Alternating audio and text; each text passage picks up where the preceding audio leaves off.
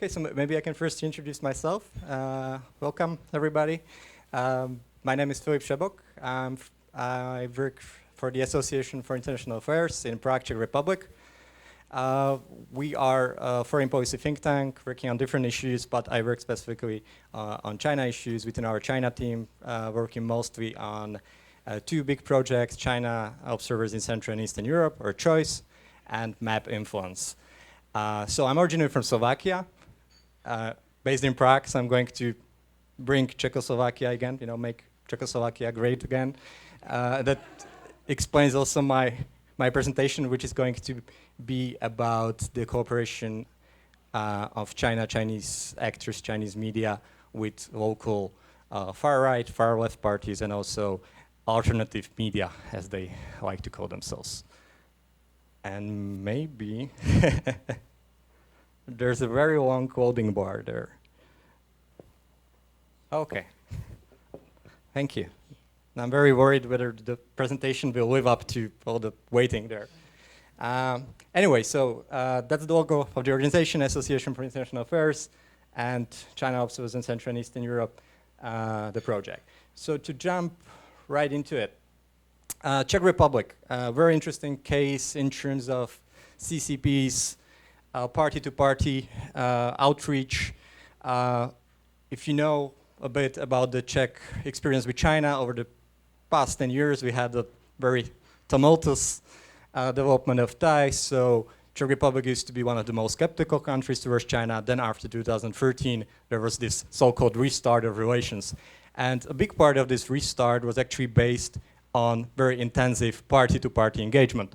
And so a lot of it was actually based on mainstream parties.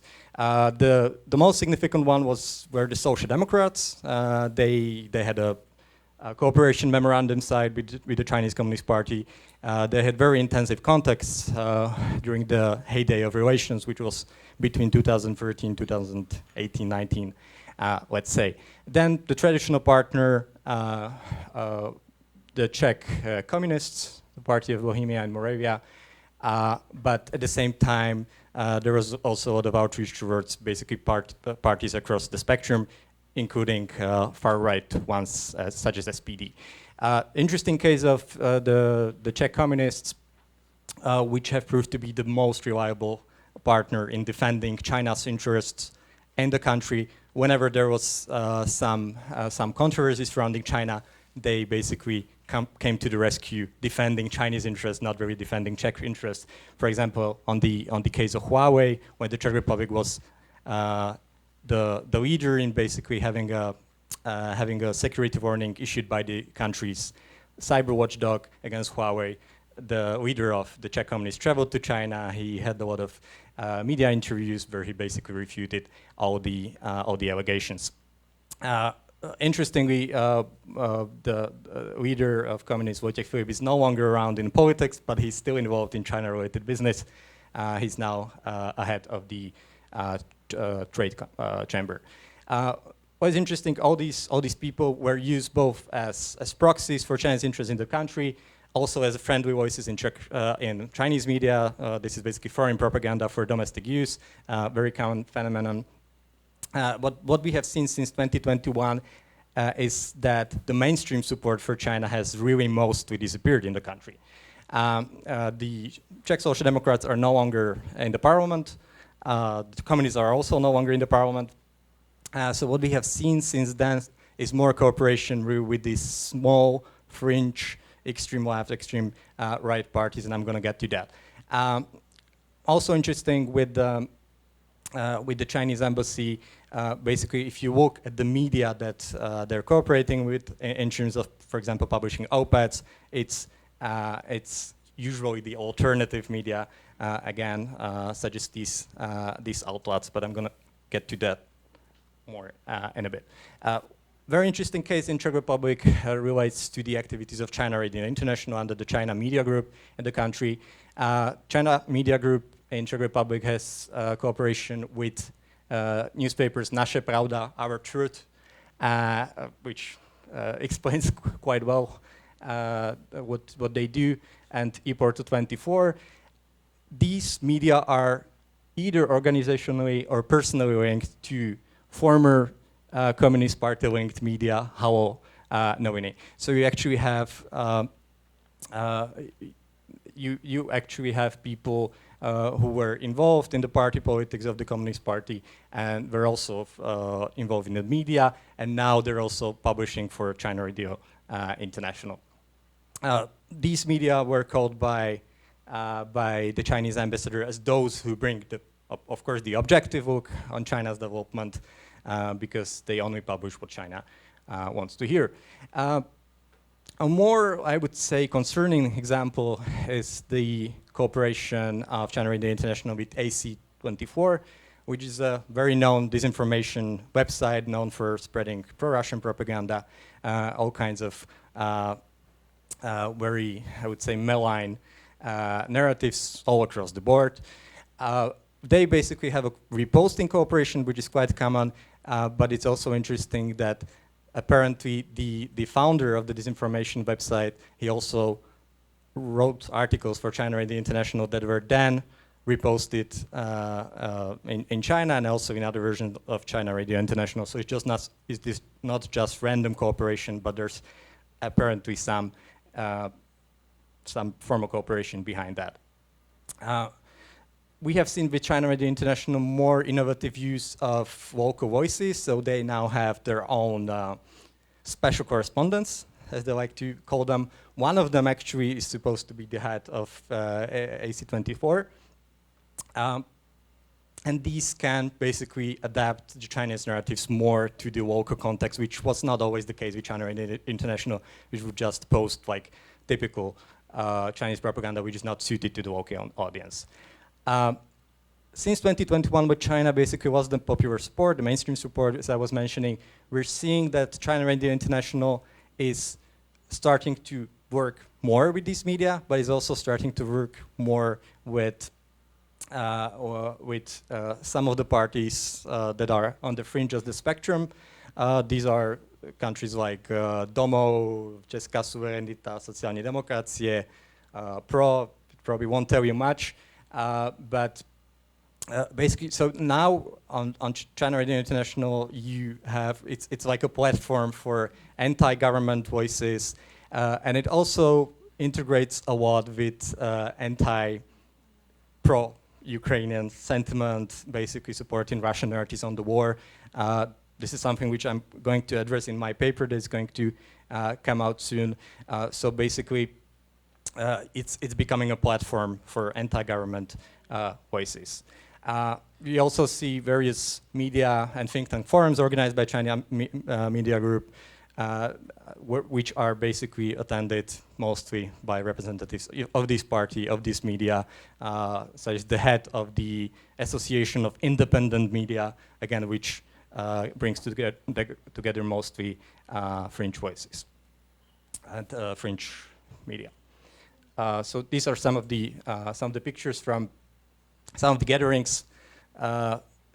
Some of these like bizarre personalities, to be honest, in a way. But you would need to more about the Czech context. I won't delve into that too much deeper. Slovakia, if we compare the situation, so the party-to-party diplomacy never was such a big thing in Slovakia. We have had some limited contacts with the now again leading the government with the Smer party. They have some interesting personas which are known for basically being the loudspeakers of Chinese propaganda in the country, the most infamous one being Luboš Blaha. Interestingly, the current foreign minister of Slovakia for the Smer party, Blanár, he was, for example, the one who would represent Smer at those party-to-party meetings before. So it's going to be interesting to follow what his China policy will be as well. On the far right, we're seeing that the far right MEPs are the ones who are the most enthusiastic about China. MEP Milan Uhrik, Milan Radačovský, engagements with the Czech embassy in Slovakia, also in Brussels, on the specific issue of Chinese peace plan for Ukraine. We've seen support from these voices. Milan Uhrik, who heads the far-right party Republika, which didn't get into the government, into the coalition, I mean, neither in that, but also into the parliament. It goes back to 2016 when he was invited for all expenses paid trip to China, and then he was found spreading pro-China narratives basically ever since then. Again, the MP Blaha, whom I mentioned, and his Tibet visit in 2019, where he was basically saying everything was fine in Tibet and it was a prosperous, harmonious place. Interesting on this scene, far-right scene, and also the alternative media scene, the support for Russia and China is basically goes hand in hand. So it's the pro-Russian voices are basically almost all the times also pro-Chinese voices. Again, the same thing as in Czech Republic, we have examples of the Chinese ambassador to Slovakia publishing op-eds in known pro-disinformation media. Some of them actually have been found to be linked to Russian money directly, and disinformation newspapers such as Zemavek, which actually has been linked to spreading anti-Semitic. This has been found by court content. So these are some of the personas I've been mentioning. The head of the far-right party, Milan Uhrik, meeting with the representatives in Brussels from the Chinese embassy to the EU. The head of the anti-Semitic, just to use a shorthand, newspaper Rostas with the Chinese ambassador to Slovakia. MEP Radachowski, another far-right figure with the Chinese ambassador to the EU, Fu Cong. And this is an interesting figure, former Slovak prime minister from the 1990s who have become a pro-Russian figure, who is also one who sometimes appears in Chinese media as the representative of pro-China views. Coming to the conclusion very quickly. So what we're seeing is more willingness on the Chinese side to get into these sensitive, politically polarizing issues, which you have not really seen before much. This is quite new. We're seeing also ongoing merging of a pro-Russia and pro-China media environment. So this is very obvious. What to some extent is true that the Chinese engagement with these figures is a function of them being shunned by the mainstream. So they're not necessarily preferring to cooperate with these figures, but basically this is that they're not discriminating, of course. The thing is that on the other side, there's a lot of demand for that, because for these forces on the far right, far left, China is often used as some kind of a positive opposite to the hated West, to the hated Brussels, to the cosmopolitan elites and all that. There's a lot of support that you have, a reflective support towards BRICS and all that. Slovakia should support more development with these countries and all that. So it's not necessarily always something that reflects direct support for China. It's more about China is the other that we can look at. Interesting phenomenon that this Chinese presence in fringe media and the cooperation with them sometimes leads to very interesting phenomena. For example, the AC24 portal that I mentioned, they publish articles from China in the international. At the same time, you will find conspiracy theories that China is building together with the US a new world order where we're all going to be chipped, have microchips implanted, or conspiracies about the origin of COVID, which are directed against China and all that. So it's quite a double-edged sword because many of these portals are, sometimes these portals are really financially motivated. So they will publish anything what gets them traffic. And if China cooperates with them, it leads to this. Interesting that you will not find China criticizing these disinformation media for spreading the content, but if you have something China negative in mainstream media, of course you will get at least a direct letter or something that is published on the embassy website about these non-objective views on China. And finally, this engagement with far-right, far-left forces, this is not something that's happening just in Czech Republic and Slovakia. Maybe you have heard about the growing engagement or the, let's say, closeness between the alternative for Germany and in Germany and China, basically them switching kind of their positions and now being very supportive of ties with China and criticizing the current government's policy with D-Link, and it's something similar. So we're seeing that in quite many places. And that's basically it. So I'll be happy to hear your thoughts on this, and maybe if you've seen the similar developments in your countries, it would be really interesting to hear that. Thank you.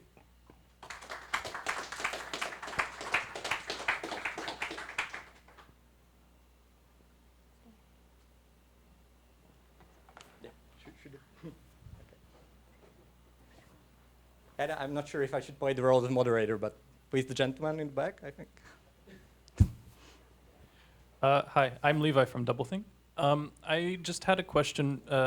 Do you see a lot of cooperation between far-right and far-left parties between Czech Republic and Slovakia and even other V4 countries regarding their views on China? Do they coordinate in any way or have any sort of connections on their China policy stance?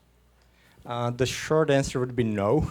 I don't think it goes that far. And just to clarify, I would not say that like China is big part of their agenda, but it's definitely like it's all about your this sovereignist foreign policy, which in many ways means actually like getting closer with Moscow and with Beijing. But Russia plays a much bigger role in also the V4 countries. So I have this professional information when I look more at China, so I think it's more important. But definitely China is still quite a marginal actor. So even if actors like somehow have a position on this issue, it's not a major part of their agenda. So it would not go as far as to become a basis for cooperation across borders.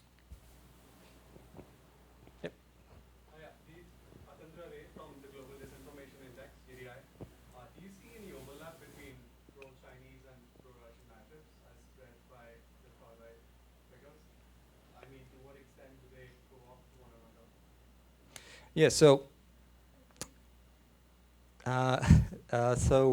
there is there's definitely some overlaps in terms of like the thing is, but that the China-linked narratives are not as directly related to Slovak national experience. They don't relate that much. For example, you have the issue of sanctions, which very directly impacts Slovakia. So you have narratives on that saying that these sanctions are pushed through by the US, and it's them who are profiting. EU is losing. We should cooperate with Russia. And here you have similar narratives that are being pushed on the China front because it's all about being against de-risking, saying we need cooperation. We cannot close our doors from China. We need that. So there's overlap, but the thing is, like the Russia-related stuff is much bigger. I think there was a question back there. Yeah, hi, Kevin Shives with the International Forum at NED. The track record of China policy and some pretty big name extreme candidates is not great, actually. I would say, like, Bolsonaro, you have now Argentina, Italy, a lot of places where the views on China of some of these leaders have been really negative and have had some big changes to their country's China policies. I guess it's a comment generally, but just a question, as well, is like, why do you think that's the case among those individuals or their own politics? Is it a function of some combination of their own domestic interests, sort of, conveying into a more negative stance on China, or is it much more personal, you think, in terms of that individual's experience with China in, I don't know, business? Some of these places are way outside of politics, where some of these leaders have risen from. But I don't know, just a comment and a bit of a question, I guess. Thank you, and that's a really interesting question. I think the thing is, when it gets to China as a real policy issue, it might get more complicated, and you will find more. I mean, when it is no longer about just cheap talk, and then you realize you can also, like, when you get to the policy issue and there China plays a role, you realize that you can get some points also by basically playing up the national interest, which again you can have China as the one who is harming them. And I think, I don't know, we have this in Italy with Salvini, for example. So there's many cases where actually extreme or like more radical politicians are actually quite tough on China. So I think it's maybe also related to the issue how actionable the China-related stuff is. I feel like in V4 countries, there's not really something where they could how they could use China as a mobilizing issue, because you have the government that is quite negative towards China, so they're positioning themselves on the other side. So again, it's part of a dynamic. I mean, maybe they would be in a different position if the government was leading a different policy. So it's my that's my answer to that.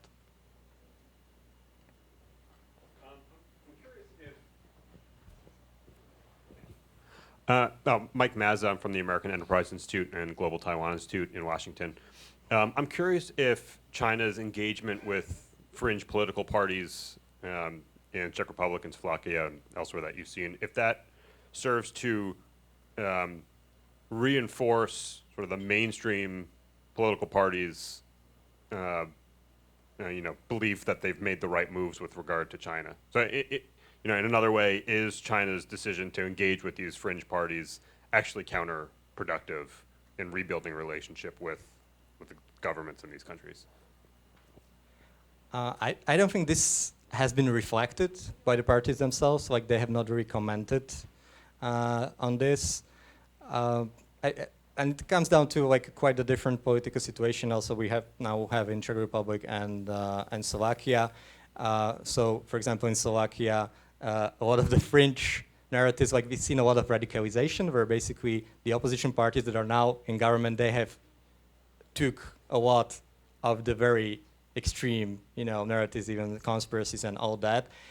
So now it's actually being mainstreamed. So now China can actually work again more with mainstream parties because the radical ones have become mainstream. And in the Czech Republic, it's more about they don't really have something to hold on really that much in the mainstream, but I think they're still trying, and there might be an opening to do that. But there's no like reaction that I would know of where they would say like, I don't think this is a very known phenomena really, because for example in Czech Republic now nobody suddenly really cares about China anymore. So I don't think they're following this, to be honest. Okay. Oh, maybe we can have a final question? Okay, sure. So can I ask the gentleman in the back? And the mic is coming through. Thanks. Just because we have time, I wondered, could you explain China's strategy for co-opting far-right parties? What is the use of those far-right parties to the PRC? Can those far-right parties push? Have you observed them? Sorry, it just seems like there's an ideological difference between far-right parties. In the U.S., we see them being pretty anti-PRC. So, what is the role that they play for the PRC in the countries in question? Maybe I would focus on one thing, is that oftentimes it's really about having pro-China voices that they can use also in domestic propaganda and to show that they have still support in the country. So when they have somebody who will say things that are favorable to China, they will use that. So just from that perspective, sometimes I don't think there's necessary a long-term strategy to that. Today I just read an interview with a former Czech Miss World for China Radio International, where she was saying random things that were positive to China, and they'll still run it, although it was a bizarre interview. But they're basically really looking for anything that confirms this idea that there's like some positive voices that they can work with. But I think in the long term, I'm not sure if this is really part of a strategy that will have some effect. It really depends on the domestic developments. As I mentioned, in Slovakia, you had Fringe coming to the mainstream, and then it could be successful in a way. But for example, in Czech Republic, I'm not really seeing the same thing happening. Okay, thank you very much.